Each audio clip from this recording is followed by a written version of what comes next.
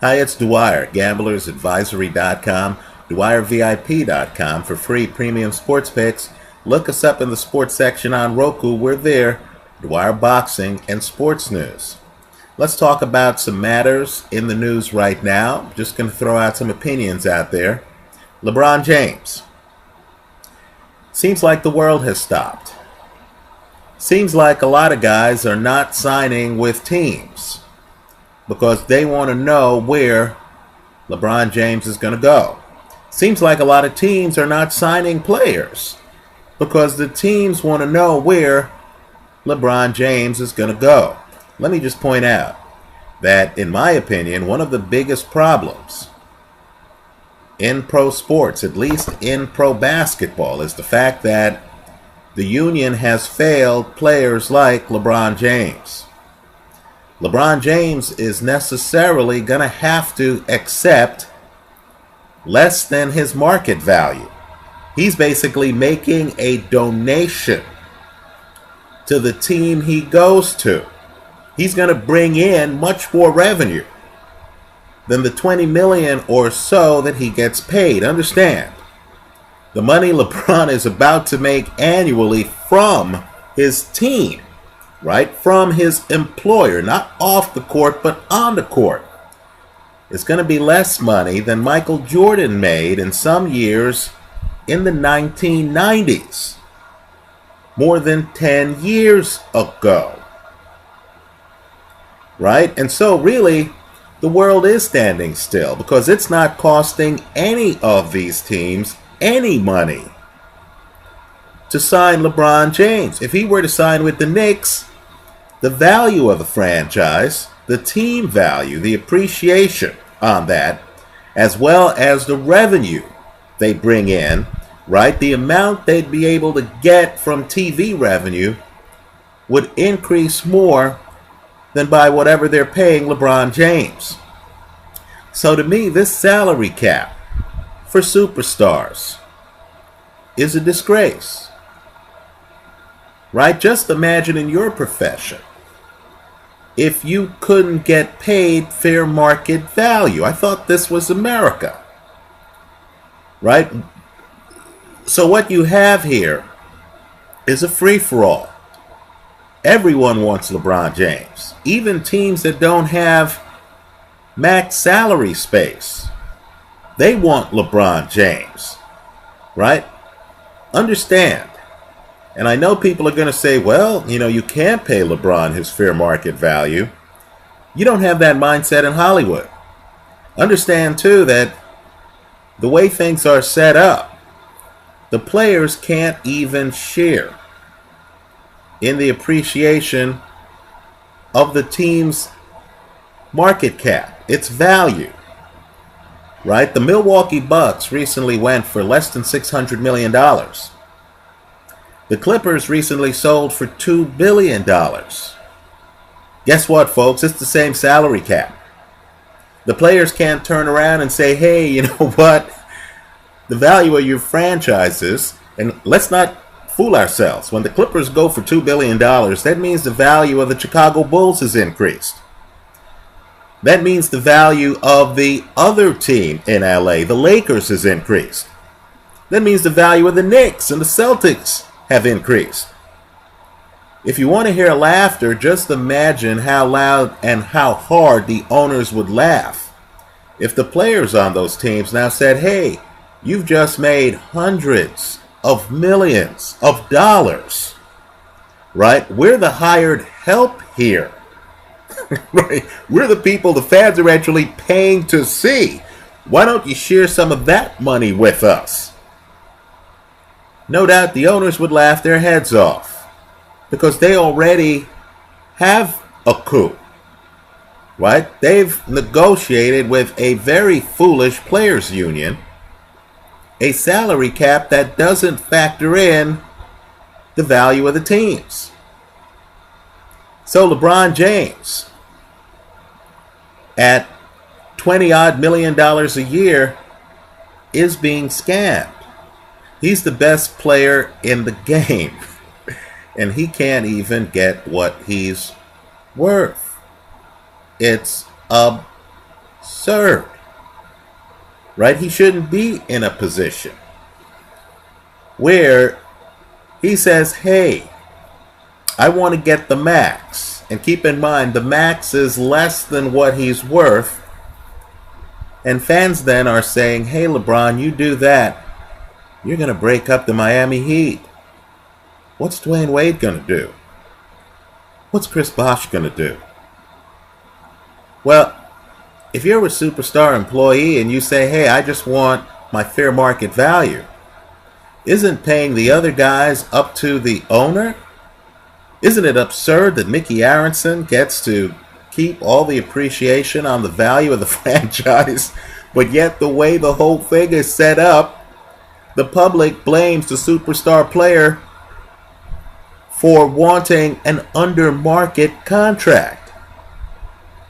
That's where we are in basketball. Fans need to start to look long and hard at the salary cap, because that's what's causing the breakup of teams. Not greedy players, but an artificially low salary cap that forces players to then decide, okay, well, how can I make the most money? Which media markets will allow me to generate the most money off the court? Right? A player can't say, hey, I'm just going to roll with Portland or Milwaukee, right? Cities that aren't as big as LA and Chicago and Houston and New York.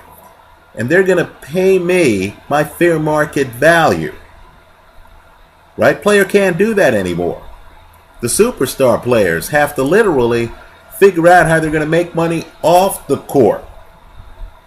So that leads to uncompetitiveness in the sport, right? Because players now, since they're donating money to the league, right? Since Carmelo Anthony's not going to get what he's worth from his team, players now are figuring out, hey, I need a title to get that endorsement deal selling hamburgers and sneakers. Let's shift gears. Let's talk about the NFL for a second. Let's talk about Johnny Manziel. He's in the news. Some people I respect deeply, Colin Cowherd, Thundering Herd, have been ripping Manziel because, God forbid, Manziel is out on his free time, right? Not during team practice. Manziel's not saying, hey, I'm leaving team practice early to run the streets. No, on his free time. Johnny Manziel is, dare I say, hanging out with multimillionaires like Floyd Mayweather, like Justin Bieber, like Tyrese. Right? Think about that for a second.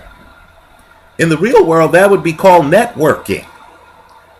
In the real world, that would actually enhance Johnny Manziel's value to every employer that he has. Right? Keep in mind, the way the NFL is, they're as silly as the NBA. They've said to Heisman Trophy winner Johnny Manziel, who clearly has, a vibrant future as a corporate pitchman, they've said to him, hey, you have to play for the rookie salary on a rookie salary scale. Neither your team nor you have the ability to opt out. So, of course, Johnny has to make up the money in off-the-field revenue. Right? Doesn't the rookie salary cap limit in a high injury collision sport the earning power of the player from football? So, of course, Manziel is out doing what savvy business people do. He's meeting with other entrepreneurs. You may think of a Floyd Mayweather as a boxer, and he's a great boxer. But he's also the head of Mayweather Promotions. Floyd Mayweather is also involved in a lot of philanthropy and a lot of businesses. Folks, guys with net worth in the 9 figures, they're entrepreneurs. You know, Floyd Mayweather on his Rolodex has names like Mark Cuban. Right? So Manziel is hanging around other moguls. In fact, let's go further. You know, the guys who Johnny Manziel's hanging around, in some cases, have net worths that exceed the net worth of the owner of the Cleveland Browns, the team he plays for. Right? Didn't Dr. Dre just become a billionaire off of that Apple Beats deal?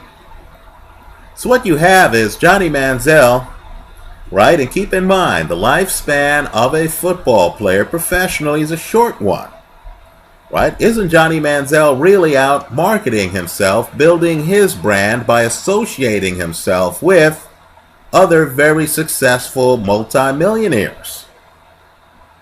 No one should get upset, at least not at this point, because Johnny Manziel hasn't done anything on a football field during a game to hurt the Cleveland Brown franchise. He's done nothing to hurt the franchise. The proof will be in the pudding. Judge Johnny Manziel, if you're a Cleveland Brown fan, on what he does during games. If he shows up during games and he delivers for you, then he's been a successful Cleveland Brown. Right? Just understand that. You're paying him to play football. In my opinion, if you're going to have a rookie salary cap, you don't have a right to tell him what he does with his free time because you're paying him below market. If you don't believe me, just look at jersey sales for Manziel jerseys. If you're going to set up some hokey non-free market system where you're paying guys with higher market values, less than their fair market value, then in my opinion, you don't have the right to then tell the guy, look, you can't expand your brand. You can't spend your free time, which you own by definition. It's your free time. You can't spend that hanging out with multimillionaires extending your brand. Wasn't that Manziel in a McDonald's commercial with LeBron James?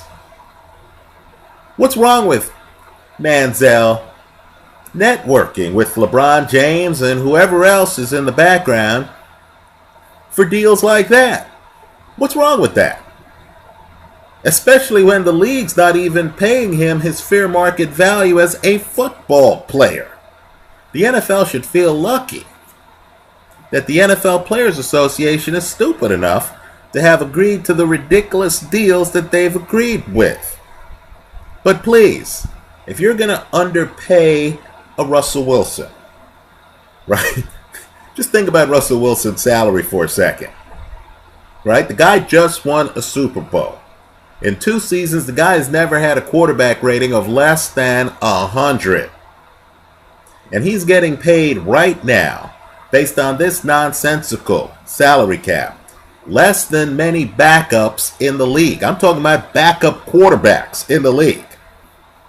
If you're going to underpay a guy like that in a high injury collision sport, then how can you comment if a Russell Wilson is able, because of his accomplishments in the sport of football, to network with a Floyd Mayweather, a LeBron James, a Tyrese, a Justin Bieber? That's the position Cleveland's in now. I say blame your hokey salary cap situation. Teams, quite frankly, should have the right, in my opinion, to have exceptions. To have exceptions to their salary cap. Right? In basketball, they only give you a low-level exception and a mid-level exception. Shouldn't these teams have a high-level exception where they can get franchise players like Carmelo Anthony and LeBron James and pay them their fair market value? Chicago Bull fan, wouldn't you be better off right now if you had an opportunity to say to Carmelo, you know what? We'll pay you your fair market value. Is that un-American? Would that be unfair to your fans? Getting Carmelo could well deliver a title to the city of Chicago, but yet Chicago can't even turn around and pay Carmelo what he's worth or bid on Carmelo's services in a free market bidding process. That's ridiculous. That's causing the problems that we as fans are witnessing right now. Let me hear from you. Leave your comments for me here online. Visit us at gamblersadvisory.com. Thanks for stopping by.